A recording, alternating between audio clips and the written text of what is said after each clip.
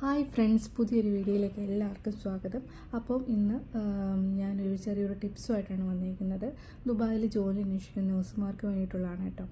അപ്പോൾ നമ്മൾ ദുബായിൽ നമ്മൾ ഓൺലൈൻ വഴിയാണല്ലോ നമ്മൾ കൂടുതൽ അപ്ലൈ ചെയ്യുന്നത്. അപ്പോൾ അതിനായിട്ട് നമ്മൾ ഇൻഡീഡ്, ലിങ്ക്ഡിന്, ഡുബിസിലൊക്കെയാണ് നമ്മൾ യൂസ് ചെയ്യുന്നത്. അപ്പോൾ നമ്മൾ അതിൽ വേക്കൻസി കാണുന്ന ടൈമിൽ നമ്മൾ ആ ആപ്ലിക്കേഷൻ സെൻഡ് ചെയ്യേണ്ട ഒരു ടൈമുണ്ട്. അതായത് ഏർലി മോർണിംഗിൽ നമ്മളിപ്പോൾ ഇൻഡീഡിലൊക്കെ ഒരുപാട് വേക്കൻസികൾ നമ്മൾ നോക്കുമ്പോഴത്തേക്കും കാണാൻ പറ്റും. അപ്പോൾ നമ്മൾ വേക്കൻസികൾ കാണുമ്പോൾ നമുക്ക് യോജിച്ചാണെങ്കിൽ അത് നമ്മൾ സേവ് ചെയ്ത് വെക്കുക. സേവ് ചെയ്ത് വെച്ചതിന് ശേഷം നമ്മൾ ഏർലി മോർണിംഗിൽ അത് സെൻഡ് ചെയ്യുക. ഏർലി മോർണിംഗ് സെൻഡ് ചെയ്ത് കഴിഞ്ഞാൽ ഇൻ്റർവ്യൂ കോൾ വരാനുള്ള ചാൻസ് വളരെ കൂടുതലാണ്. എൻ്റെ ഒരു എക്സ്പീരിയൻസ് വെച്ചിട്ടാണ് കേട്ടോ ഞാൻ ചെയ്തത്. നേരത്തെയൊക്കെ ഞാൻ ഓരോ വേക്കൻസികൾ കാണുമ്പോൾ അപ്പം തന്നെ ഞാൻ അപ്ലൈ ചെയ്യുമായിരുന്നു. പക്ഷേ ഒന്നും നമ്മളതിൻ്റെ അപ്ഡേറ്റ് നോക്കുമ്പോഴത്തേക്കും അതിൽ നമ്മുടെ ആപ്ലിക്കേഷൻ അവർ കണ്ടുപോലും കാണത്തില്ല.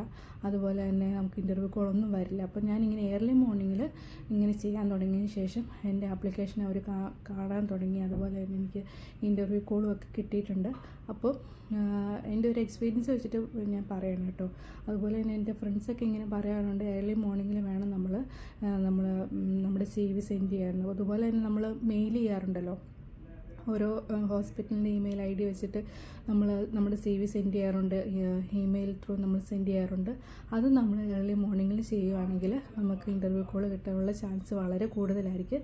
അപ്പോൾ ജോലി അന്വേഷിക്കുന്ന എല്ലാ നഴ്സുമാരും ഈ ഒരു ടിപ്പ് ഫോളോ ചെയ്ത് നോക്കുക കേട്ടോ. അപ്പോൾ എനിക്ക് ഉറപ്പാണ് എന്തായാലും ഇത് ഉപകാരപ്പെടും.